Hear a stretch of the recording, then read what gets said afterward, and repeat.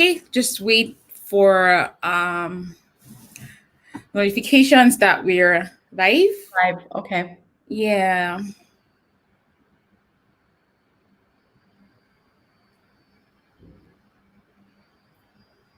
Let's check LinkedIn.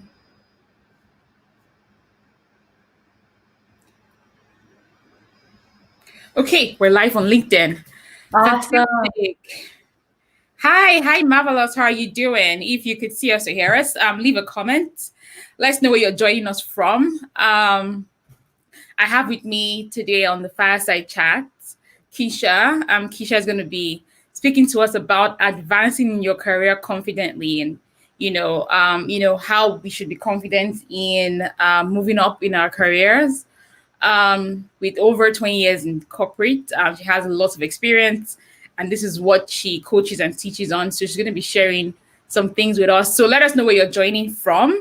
And if you have questions, don't hesitate to leave your questions in the comment box. I will read them as soon as I see them. So don't wait till the end to ask your questions. So if you can see us or hear us, hi, Olojun from Lagos. Julius, how are you doing? So let us know where you're joining us from. So we'll get started right now. So I'd like to welcome Kisha. Kisha, thank you for joining me on the Fireside Chat today. How are you doing? I am fabulous. I'm so excited to be here today. Me too. I'm happy you're here. Hi, Nuruddin from Benin, Nigeria. Thanks for joining us. All right, so let's get to meet Kisha. Who is Kisha?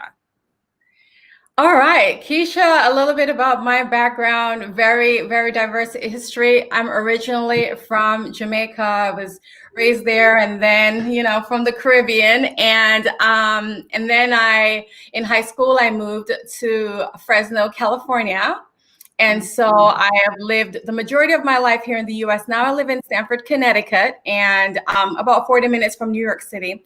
The majority of my professional career has been focused in human resources specifically, but focused on organizational and talent development. So and executive coaching and training, that kind of a thing. So I've spent the last 20 years in various HR roles and really focus on helping people refine their skills, and most importantly, even now, owning their power, owning their brilliance so that they can advance in their career. And that involves not just like mindset and confidence, which is a big part of what we're going to talk about today, but strategic workplace strategies. How do you navigate organizational politics so that you're able to get ahead and not getting bitten by the politics? And then strategic career planning. So those are really what I focus on.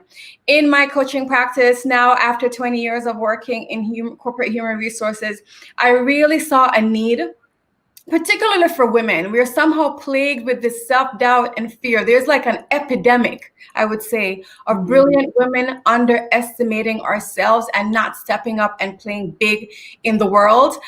You'll see the picture of Michelle Obama right here. She talks even a lot about impostor syndrome when she was in the White House. So that's really what motivated me to step out of corporate and really focus on building a consulting and coaching practice, helping women to break through this internal glass ceiling so that they could advance in their careers. So that's all.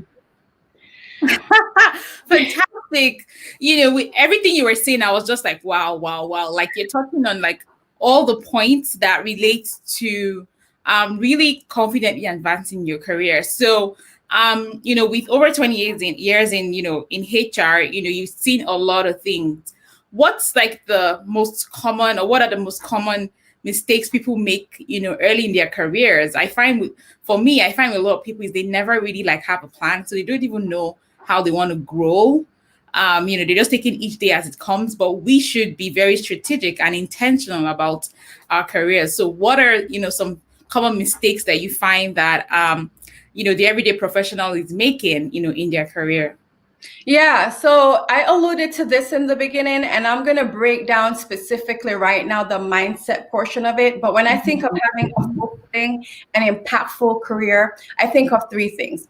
I think about mastering the inner game, so mindset. We look at people, at athletes like Michael Jordan, the late Kobe Bryant, etc. The reason they were able to show up powerfully every single day is that they work on their internal game and their mindset, right? That people underestimate, and it sounds like woo-woo, but the reality is that once you have your expertise down packed, it's the mindset that's really going to make a difference between you staying stuck and going to the next level. And then the second part of it, obviously, beyond the expertise, because we all know we have to know our stuff down cold, right? But the second part of it, as I just talked about, is this strategic career planning, knowing where you are now and then where you want to be. And then the third part is navigating this organizational politics. I call it savvy workplace strategies.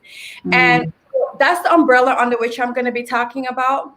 Right now, when we talk about things that hold us back early in our career, one of the mindset shifts that we need is that we have this good girl or good student syndrome, right? All of us come in with our master's degrees and our bachelor's degrees, and we know we have to know our stuff down cold. And yes, expertise gets you in the door. Expertise gets you hired. Your resume gets you hired, right? But what's going to get you to that next level is beyond expertise. And so one of the biggest mistakes is focusing on your job only and not focusing on your career, which is a long-term plan, right? Your job and your career are two different things. Two different things, because people who are focused on their job are focused on doing good work. They're focused on delivering results. And that is good because that's the foundation. Because if you're not going to deliver results, trust me, the organization is going to get rid of you quickly, right? That's what's going to get you paid, delivering results. But what's going to get you promoted is more than that, right? It is. So when we think of somebody who focuses on their job, is they put their head down, they do the job well, they execute, but nobody knows who they are.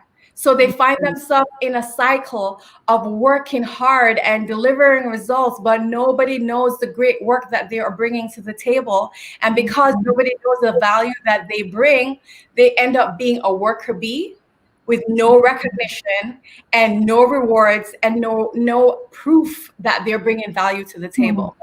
And so that it's that long-term strategy. And so one of the things, I think there are many different components, but one of the things that somebody who focuses on their job and not their career does is that they focus on the work. But when you focus on your career, you also focus on how do you get that visibility? Is who knows you? How can you get that stretch assignment that's going to put you in front of decision makers that can use their social capital to open doors for you that you cannot open for yourself, and that your hard work is not going to open for you? I'm an immigrant. And one thing I know about immigrants is that we work hard, right? And we're raised with this strong work ethic, and that is great, but it's not enough. And so knowing how to network, to build relationships with decision makers, and to advocate for yourself, advocate and communicate the value and the impact you bring is what you need in addition to deliver a result, or in addition to your expertise. Wow, fantastic. Everything you've said are, very typical with a lot of, especially immigrants, I find. So, we're hard workers. We migrate to this new country. We come with our skills and our experience and certificates because we work hard. Yeah. I met someone who said, I'm from Nigeria. And she said, wow, like you guys study so hard. She's in her 40s now, and she just decided to, go back to school and get a bachelor's because the society here allows you to, start working with a high school diploma. And, that's really how she's grown through the ranks. And she's like, I meet an average African or Nigerian and they have a master's degree at, in their early 20s. And she's like, you guys study so hard and, guys have great work ethic. However, a lot of immigrants are still struggling to grow the ranks, move up, become a manager, a director, VP, it's, you hardly find them, make those sort of leaps, after, immigration. And not just immigrants, but a lot of people struggle with it, especially people that look like us and speak like us. There's that imposter syndrome. So how do we handle the imposter syndrome that's holding us back from advancing confidently? Yeah. And look, the imposter syndrome or the self-doubt is real, right? Mm-hmm. There are many reasons for this, specifically for people of color, right? Yeah. Because the numbers show it, the statistics show it. And I'm going to focus right now on the numbers specifically for women, right? Yeah. When you look at the C-suite, right? CEO, CFO, that kind of top leadership positions, McKinsey just released their annual Women in the Workplace study. Only for 2020, only 20% of the top leadership positions in corporations at the C-suite level is occupied by women, right? 1 out of 5, even after all these years, 1 out of 5. When we talk now, let's break it down in terms of women of color, which we both are. Yeah. That number is even more dire. It is not 4%, not 20%. It is 4%. It's really low. Yeah. And so the syndrome comes partially because not just because you don't necessarily, a lot of us don't necessarily have the background, right? A few of us are lucky to do, but like I'll speak for myself, and I would assume you as well. We weren't raised in a household where our parents were CEOs. Right. And so we weren't raised in a corporate culture. So the fact that we don't have that, that breeding, that corporate breeding from childhood, which some people are lucky enough and fortunate enough to have. That's one part of it. You don't have the background. But the second part of it is that when you look up, everybody doesn't look like you. They don't sound like you. They don't act like you. And here in the US, we talk about working twice as hard, because when you actually do get at the table, you actually don't have the luxury of being viewed as an individual. Because if you fail, the implications of your failure is attributed to an entire race. Yeah, I think Black people. Oh, see, I told you, don't put that Black person. So the pressure is real. Pressure is real. Yeah, that's true. And so it takes some work. It's real work that's required, and it is possible, but takes some work to know that, listen, my hard work and my studying, like we just talked about, got me here at the table. And so now that I'm here at the table, I've got to own the fact that I bring something to the room that nobody else brings. That our success and our value is actually based on that difference. Especially now, because we are bringing a perspective, especially when we think about going into markets and emerging markets, right? The person from middle America that is, non-minority doesn't have that story.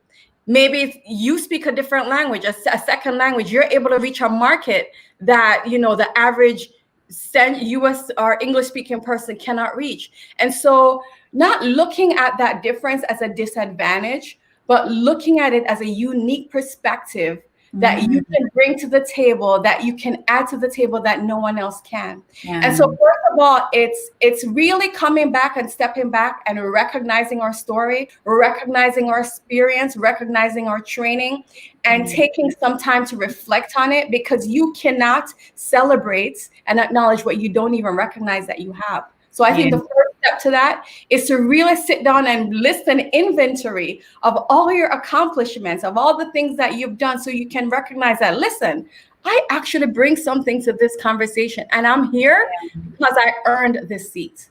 So that's the very first step that you take. And then second, I would quickly say, I know you have more questions. Second, I would quickly say is to recognize that everybody has this feeling of not enough. It may be based on something different, but regardless is there. I always ask this question when I do workshops is, people, raise your hand if you've ever felt like, I'm not good enough, I'm not smart enough, I'm too young, I'm too old, my English isn't good enough, I don't belong here. And 100%, no matter men, women, Black, white, Hispanic, Asian, everybody puts your hand up. So the imposter syndrome is actually I tell people that you take away the stigma from it when you normalize it by realizing that everyone experiences it. And then finally, recognizing that imposter syndrome doesn't come up when you're sitting on your laurels not doing anything. Right. When it comes up, it's because you're pushing yourself outside of your comfort zone. Yeah. Right. Yeah. It's learning and happening, or learning is and growing is happening.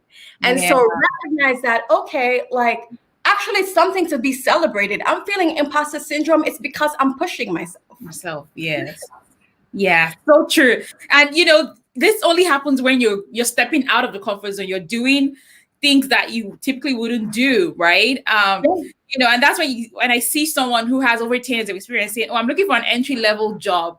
Like, why are you looking for an entry-level job? Why do you feel you need to? I want to hide under that, because I feel like I'm not experienced enough. I'm not smart enough, right? So nobody was even going to consider me for a senior position, just because imposter syndrome is telling me that, I'm not worth it. Yeah. And that's exactly, and you know what? Whatever you believe is what you're going to get. Yeah, true. If you believe that you're not good enough and that you're not qualified for that next position, then nobody is ever going to see you in that light, regardless of your resume. And sometimes, even if you have, let's say you're missing a couple of years of experience and you recognize that even though I'm missing these couple of years of experience, these are the qualities that I bring to the table. This is the actual experience that I bring to the table, which is a multiplier when we think about years. And you know that and you believe in that, trust me, confidence attracts confidence, right? True. If you believe in yourself, a lot of times other people will believe in you. But when you don't, That's don't. So true. And, I say this a lot. I say, people who get the jobs at the interviews are confident people. You don't have to be the most qualified to get a role, but your confidence, you emit that aura of confidence. And then, they see the competence in you and they give you a chance. I've met people who, interviewed for a role and, during the interview, they're told, we actually have an opening for a senior role and we think you'd be better suited for that role based on the conversation we've had with you so far. Confidently owning, what you bring to the table, your qualities, like you say, and not trying to, undermine and downplay your experience and all the amazing things you've done. Right. Yeah, it's absolutely true. And then the second thing that sometimes people do, and I could tell you my own story, is not going for that big job, right? Yeah. So downplaying your experience, but also say, oh, I'm not going to apply because either I'm not ready, right? And it wasn't so much I didn't think I was ready. It was more like, oh, like people are going to think I'm not ready. So I was afraid of being criticized, afraid of what people would say. Yeah. So then I don't put my name in the hat. And the statistics tell you that women apply for jobs when they meet only 100% of the qualification, where men, 60%. True. Yeah. and so what happened with me, and if I could tell a real quick 6-second story, is that I didn't apply for the job. I didn't put my name in the hat because I was literally scared to do it. And what ended up happening was that somebody else got put in the job. And it was very interesting because even when that other person, she was put in the job, the leaders in the organization, I ended up doing the job for like 2 years because the leaders in the organization says, okay, that person doesn't know what they're talking about. Let me ask you. Let me come to you. Can you coach the team? Can you come to our retreat and give this talk? Can you do this? Can you do that? And I hit myself. It was like, oh my God, everybody else saw me at that level. Like, you know what happened when I didn't apply? And this is the feedback that I got from like 2 levels up in the organization, was that we actually didn't think that you were interested. We thought you were content to being down at this level. And so that job could have been yours, but because you didn't apply, we didn't think you were ambitious and you weren't interested. And it wasn't true. It's because I was afraid that those very people that thought I was ready would think I wasn't, and that I was thinking too high of myself. So true. And this is something a lot of people, especially when you're, your early days in your career. I was speaking, I have a friend who became a senior manager in one of the big four consulting firms at 22, 23. So she kind of got out of school early, and, things started going so fast for her. And she said typically no one in their, early 20s will be looking for that kind of senior manager role. I mean, she'd gotten good years of experience and she was super smart. She's done an MBA. And when I think about it, a lot of people just, they don't even give themselves the opportunity. They start saying, oh, I'm too young. I'm too old. I'm not qualified. I don't have an MBA. I don't have an MSc. We start telling ourselves all these things that we do not have and straight up disqualifying ourselves without even putting our foot forward, even in our own organizations where we work right now. Like you said, your bosses thought you were not ambitious. That's why you didn't apply. They thought you were content with being where you were. Meanwhile, you really wanted that role. And ended up doing the job for like 2 years and not getting adequately compensated for it. Yeah. Wow. And so I encourage, and this is one lesson I learned from that experience from myself, as well as my years of coaching other people that have not put their name in the hat. And this is what I tell people: you can actually never lose if you put your name in the hat. Oh yeah. There's no losing. If you apply for a job you don't qualify for in an organization, and this is why. The first scenario is if you apply for the job and you get it, awesome. No sweat off your back. You got hired.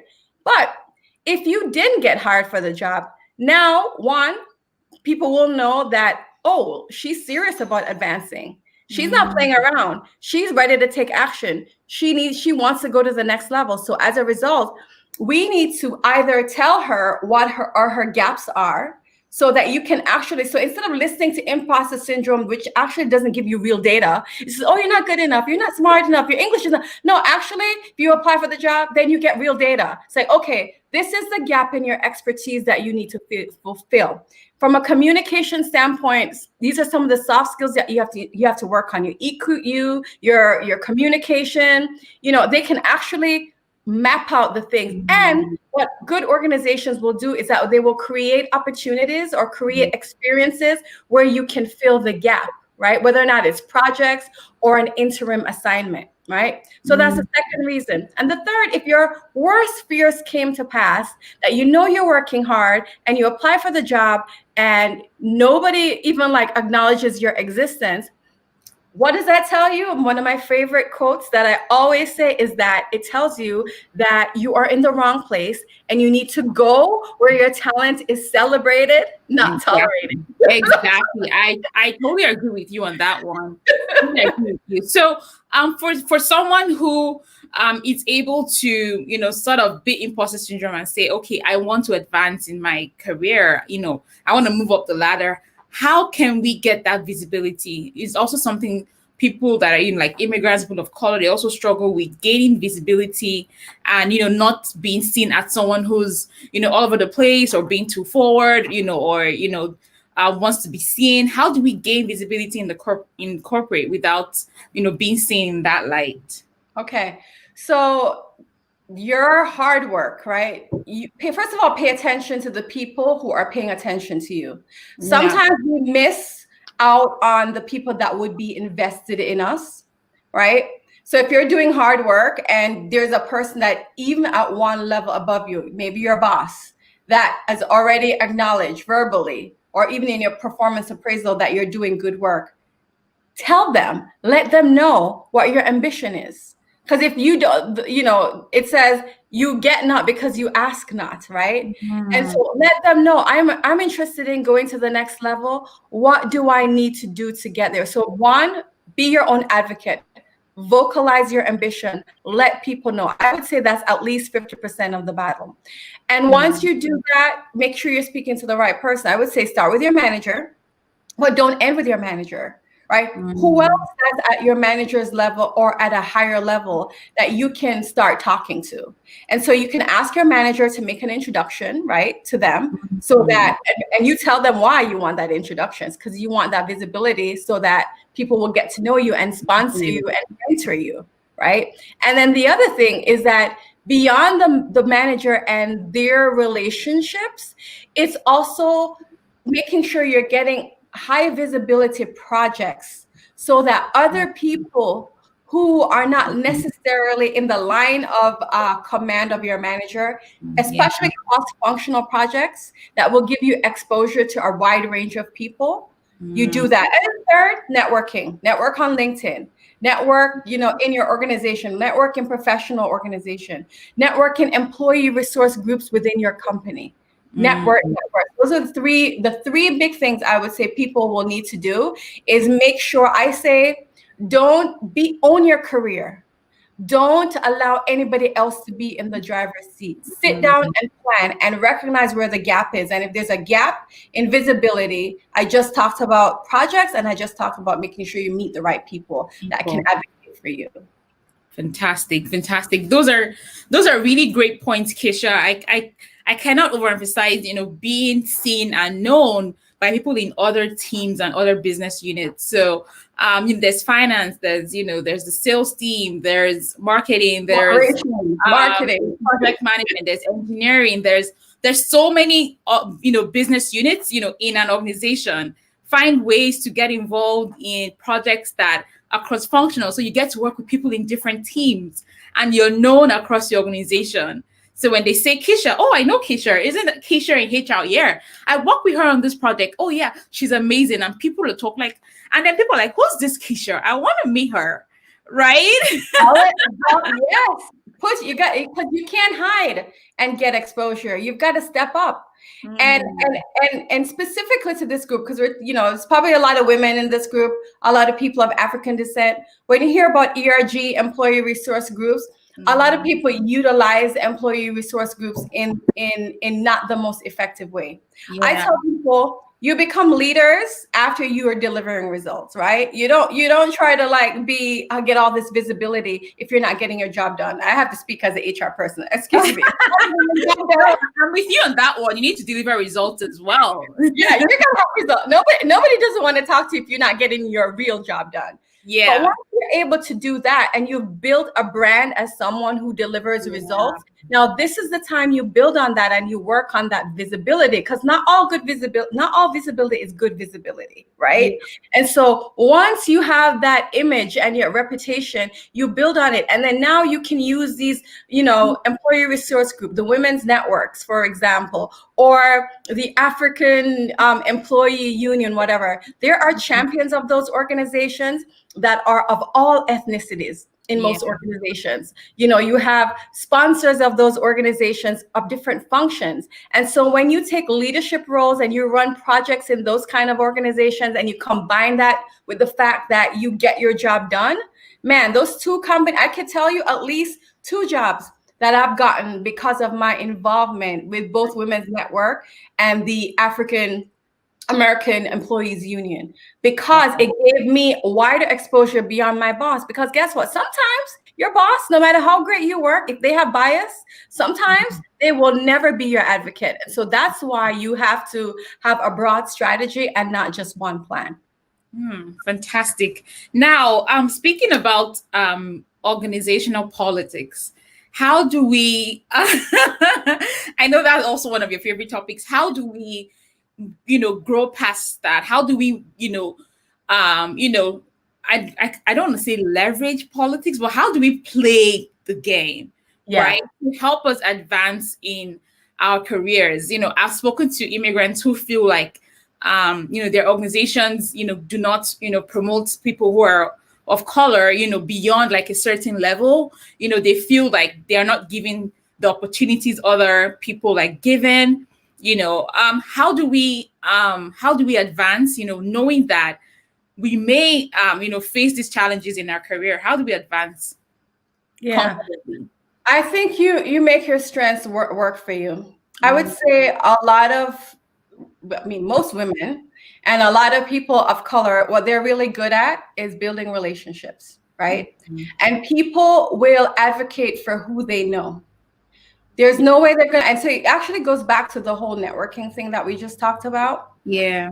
Because you're not, the reason why, and I will call it the boys club because it is, the reason why the boys club is still so strong is that they're golfing together, they're networking together, they're going after work and they're drinking beer together, right? But what I tell people is just like, okay, maybe you don't golf, but figure out a way, figure out a sense of commonality that you can build relationship, because that the only thing that they do, they don't just golf, right? There are other interests that they have. Yeah. And so if you can connect with them on a project or a work level, but we just talked about that. But if you can't, like another manager I worked with a number of years ago, like no matter what, I felt like I couldn't connect with him. And finally, like it hit me. I was like, this guy runs. And listen, I need to lose some weight anyway. So I got a running partner. So let me start running. So I didn't actually start running with him, but what I did was I started running and I was just like, man, I just started running and I was so excited. But then I was like, I lost energy. Like, what do you do? Like, what do you do to build up your energy when you're running? And he gives me these goo packs. And guess what? Something in common. Now we have, because the way our brain works is we connect with people based on similarity. And if you're a Black, female, immigrant, make a long list, the areas of similarity may be limited. And so you got to get creative and figure it out. And so that's one strategy. I said, study people. If you want to be successful in your career and navigate politics, you got to be observant. You got to study people, figure out what they're passionate about, and connect with them on that level. And let me tell you, I used to take like 3-4 times I would go to this person to get approvals on different things. And once I started running and I had that connection, we would spend like 10 minutes talking about the running. I said, oh, by the way, I have this proposal that I have to run by you. And it was like, okay, good, go ahead.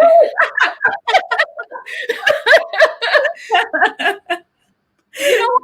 Organizations are filled with people. I don't even care if they're C-level, right? They're C-suite level. They're human beings. They're humans first. They're humans first. And so like the thing that holds a lot of people back is that we are so resistant to politics. And I'm like, listen, like the minute you actually just accept that people are people and that you have to be strategic in terms of how you get to build that commonality and work through the politics, it's the easier it will become, right? And so for me, it's number one, is stop resisting it. Stop saying it's so horrible and so hard. Just like get up, and you have been a strong, tough person to get to this part in your life. The same strength, the same determination, the same ingenuousness that got you to this level can help you to be ingenuous enough to be able to navigate those politics. So for me, number one is people connection. And then number two, to navigate, we go back to, is build relationships with people that are actual decision makers. And I'm gonna make one point on this. There's a whole concept of mentoring, and then there's the concept of sponsorship. And what I believe is a lot of times we are over mentored, meaning we're over taught things. We get so many mentors, but the people that are mentoring you, do they actually have social capital to hire you, to give you the promotion? Do they actually have influence? And if they don't, it's nice for them to be your friend, but you got to take your game up to the next level and say, I got to meet the people that can open the doors. Because you mentoring me is good when I want to learn something, but when I want the job, I need to find the decision maker. And so make sure you're building relationships with actual decision makers, not just people that look like you or people that you like. Absolutely. I so agree. I mean, I've worked with people who, they never come out for, we have, team bonding activities, things like that. They always hang around people. I mean, there's nothing wrong to hang around, like you said, joining like the African American group or whatever, but also mingle with other people that don't look like you and learn more about them, learn about their cultures, learn about things that are of importance to them, right? And sort of build those connections and network. And sometimes people just want to be able to trust you. And it just takes, one conversation to get to know a little bit more about you, and then they see you as someone they can trust, and that is one step towards building that relationship and breaking that wall, breaking down that wall that was there previously.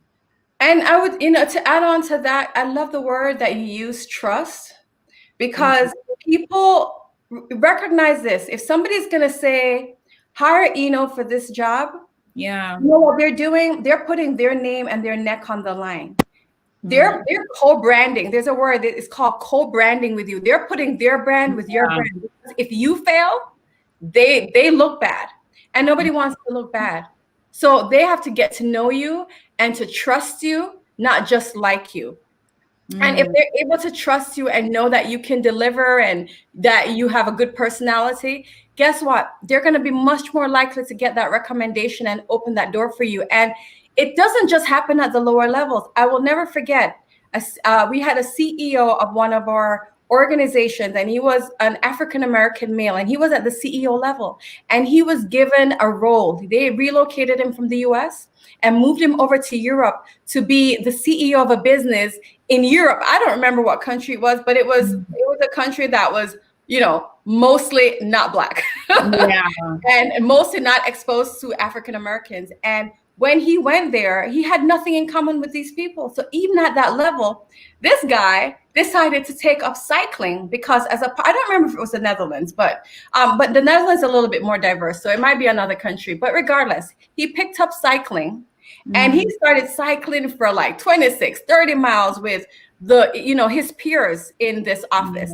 And it was once he started to build this level of commonality and similarity with them that by the time they got back to the office, they were ready to have a conversation with him, right? Yeah. So recognize that it's not just because you're at a lower level that you need to do this. You're dealing with human beings. And so even people in senior positions have got to figure out how to navigate this politics. Yeah, fantastic. And the truth is, as much as a lot of people do not want to hear it, it happens. It's everywhere, right? You can just call it whatever you want to call it, but it is there. You might have another term for it, but the truth is, it is there. It's something that, I've experienced, back home, here in Canada. It's everywhere. You have, in the US. So it is everywhere. You can choose to call it whatever you want to call it, but it is there. So, but you need to know how to navigate through these challenges. Now, Kisha, something that you typically like to speak about, and something that you coach about, is also effective communication. How powerful communication is, and how we can leverage communication to actually advance confidently in our careers. So, would you mind sharing with us, your top tips with regards to communication and how we can use effective communication to grow in our careers? Yeah. So communication is a result of what's going on inside of you, right? So if you're not feeling confident or you don't believe the value that you bring to the table, like all the external tactics, you could take classes and do all these strategies online, but tactics don't work if the foundation isn't good. And so again, I go back to the tip I started out with, is recognizing your inherent value that you bring to the table. And once you're able to, practice that and own that, look for external ways in which you diminish yourself in your language. Okay. So for example, a very common one that I only spend like a minute on before I go on to others is saying I'm sorry. Women do it all the time, and I hear it's a Canadian thing too. You could tell me. Canadians are very, very polite, so yeah. Right, and it's fine if you say I'm sorry. I think it's actually good. It shows good emotional intelligence for you to say sorry for something when you did something wrong. Yeah. Here's the challenge. You're saying sorry for something that you didn't do. It's like you're apologizing for being in the room. You're apologizing for your existence.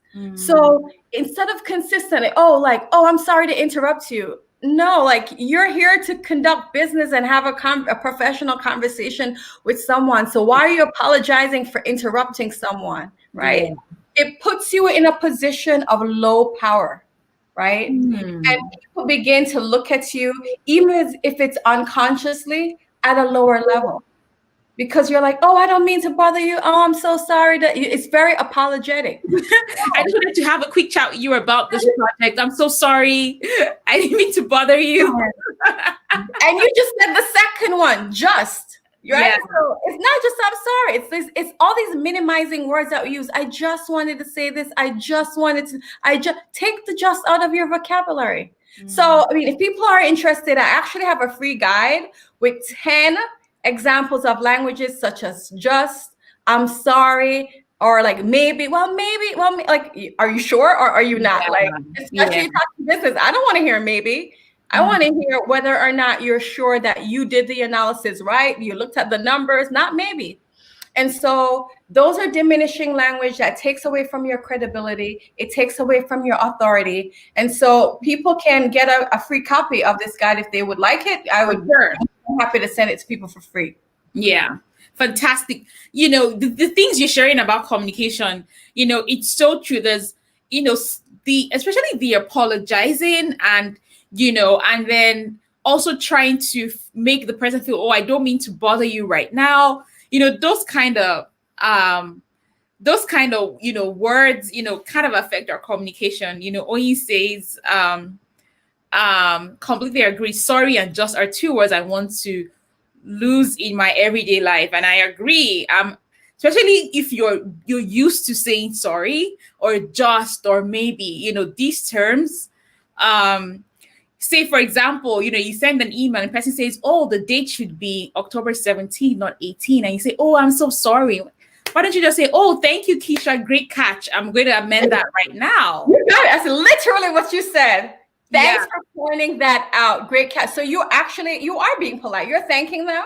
You're complimenting them, but you don't have to do that at the expense of blaming yourself. Right. Putting down yourself. Right. Yeah. So something I want us to, you know, quickly chat about is the fear of success, which is really a thing. There's a thing which is the fear of success. You know, how do we handle the fear of success? You know, it's something that a lot of, you know, professionals face, you know, in their careers is if I'm giving that, you know, managerial position, you know, if I'm giving that senior position, like, can I really do it? Can I handle it? It's going to be a lot more challenging. I'm going to have to be reporting to the CEO now. I'm going to be in all these executive board meetings. Do I know what to say? You know, I'm going to be making presentations now. You know, am I really great at this? Can I really present? Is my grammar right? My accent? They start remembering all these things, like everything here that just drowns them. And even when, you know, they get into those roles, they still sort of struggle, you know, with, and I've seen people who are in managerial roles who you can tell that, you know, they're not comfortable. They feel intimidated by, you know, even their subordinates, the people that report to them, because they just feel like they don't belong. They don't belong there. You know, there's that fear. You know, how do we handle, you know, how do you handle that? Yeah. That fear could be multi-layered, right? It depends, right? There are many reasons that people could be afraid of success, right?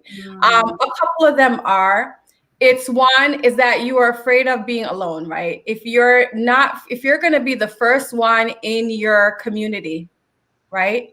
If you're the first one in your friend group that's getting this big job, right?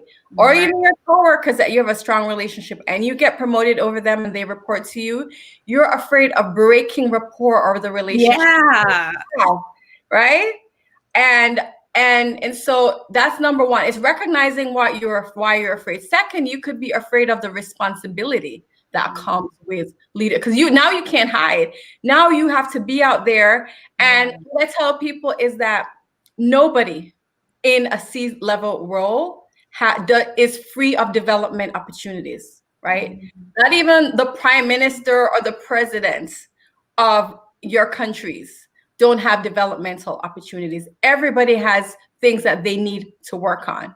And what leadership gives you is, I call it besides being an entrepreneur, which is also leadership, it's the biggest personal and professional development opportunity, because all the things that used to hold you back, it's scary, but it can also be the fire you need, because change doesn't come in comfort, right? It can also be the fire you need to confront the things that you were afraid of, knowing that, and I go back to remove the shame and the stigma from it, because everybody has something. I used to have a CEO that he would, when he came into the role in the organization, he would do videos and broadcasts, and like half of the things that he would say, I wouldn't hear, but blah, blah, blah, blah, mumble. And I'm like, somebody tell him.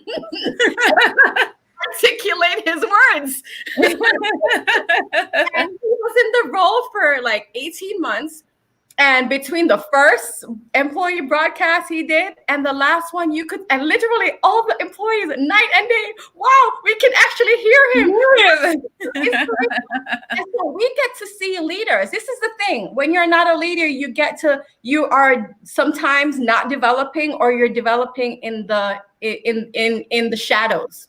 But when you're a leader, it's all out there, and that can be scary. But the one thing I say is, like, I look at other people that are in big positions all the time, and I find their flaws. Not because I want to make them look bad, but it reminds me that they're human. And they're doing it despite being perfect. They're doing it. Yeah. And so in the same way that they're doing it with their imperfections, so can I. And where I am now, because we're dynamic people, a year from now, as long as we keep working on it, we're going to get better. It's part of the journey. True. Fantastic. I so agree. Something that I tell people is that, we're human first, and no one, even the CEO of your organization, is not 100% ready for that role on day one. No, there's still a lot the person has to learn. Even being the CEO, they may show up and you're like, oh, that's the big boss, right? But, deep down, he's not 100% ready, because he doesn't know what that role is going to throw at him. He doesn't know, what that year is going to be like financially, right? But, they come there and, give you the hope that you need, tell you about all the amazing things they're going to do for the year, and, hoping that they achieve all that for the organization, and give you these promises of your bonuses and all that.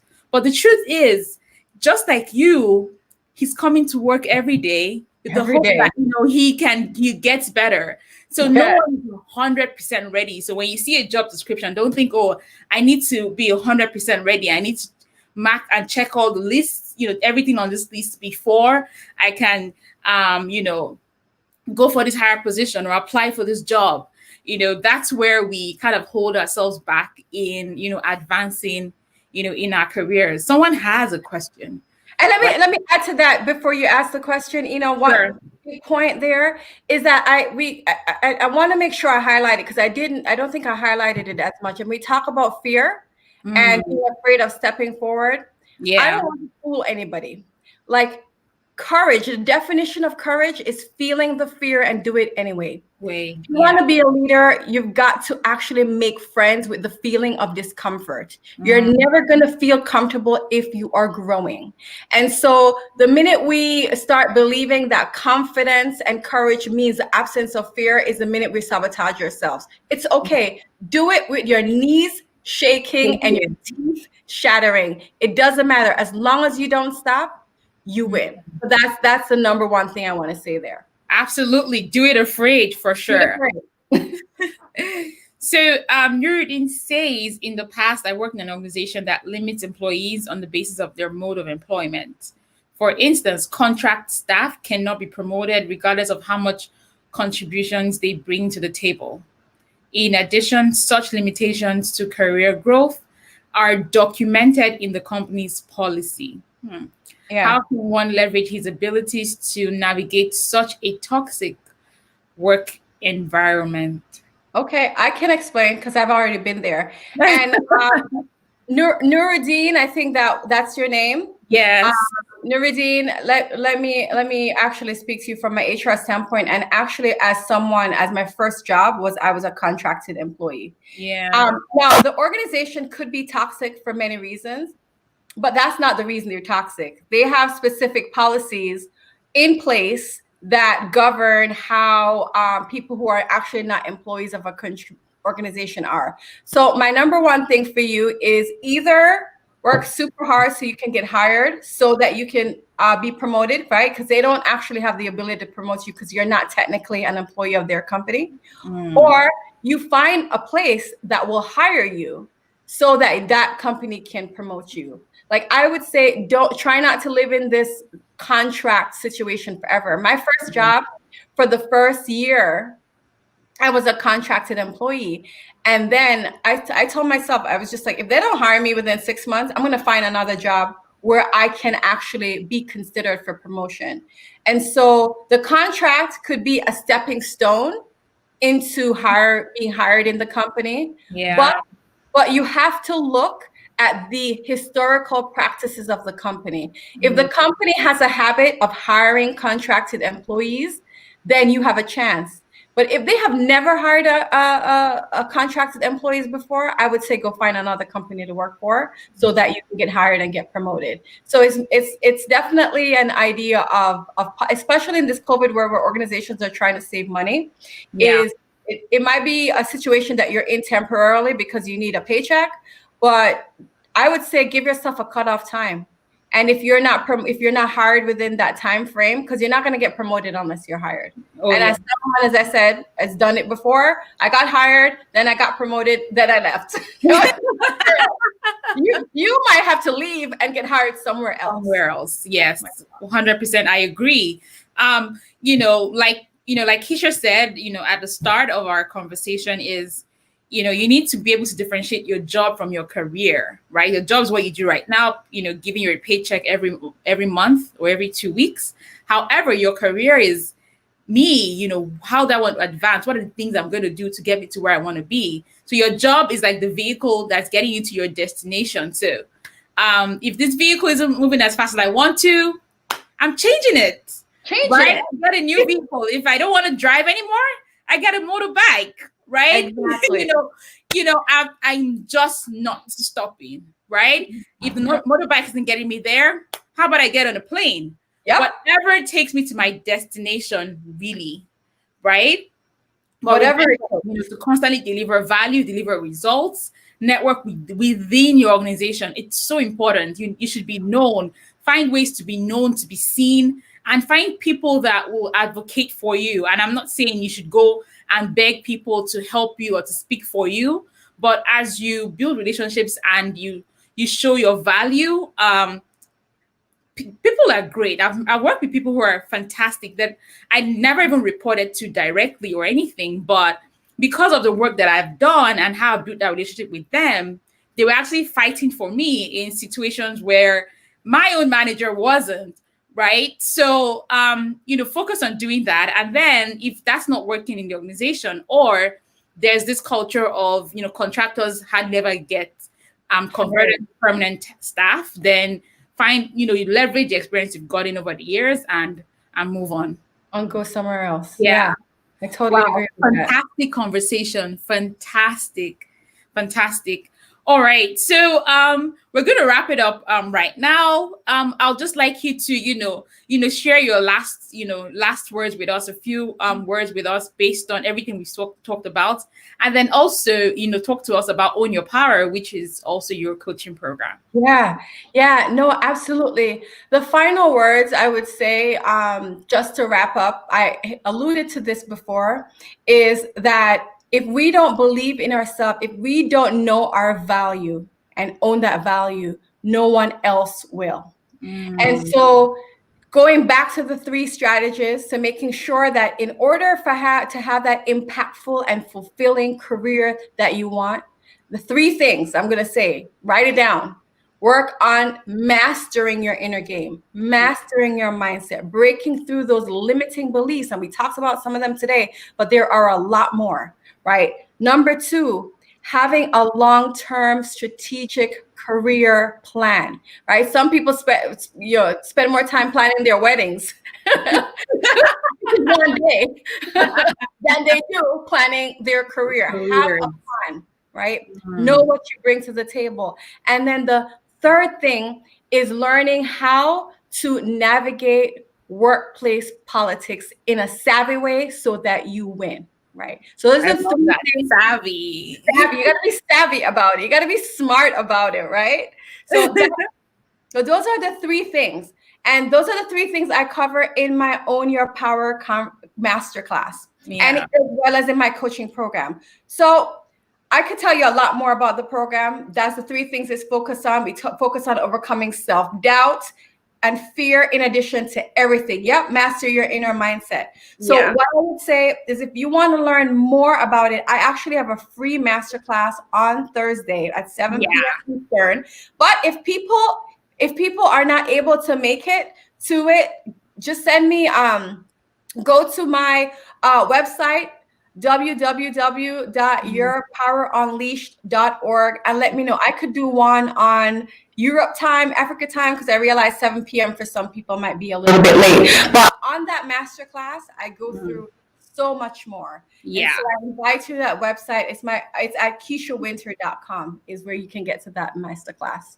Fantastic. The conversation today has been awesome. And thank you for sharing, all these tips, everything that we know we should do, which is one, mastering your inner game, right? Which is your mindset, learning how to navigate through, politics in a very savvy way, owning your value, understanding the value you bring to the table, and also, leveraging that, building networks to grow in your career. Kisha is also going to be at the Career Mastermind that we're having. So if you're interested in that, check my featured posts.